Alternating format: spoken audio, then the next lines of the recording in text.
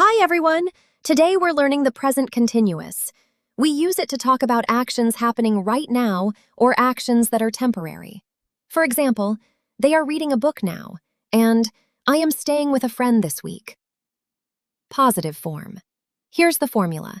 Subject plus am, is, or are plus verb ing. Remember, I am. He, she, and it are followed by is. We, you, and they are followed by are. For example, I am eating. She is, he is, they are. Example. I am eating. She is reading. They are playing. Negative form.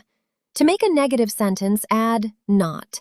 I am not eating. She isn't eating. They aren't playing. So remember, am, is, or are plus not plus verb ing. Questions. To ask a question, put am, is, or are at the beginning. Am I eating? Is she reading? Are they playing? Easy! Spelling rules. Be careful when adding ing. For most verbs, just add ing. Play becomes playing. For verbs ending in e, drop the e. Make becomes making.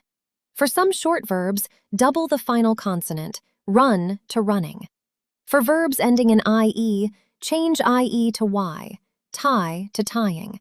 And for verbs ending in c, add k, panic to panicking. Time expressions.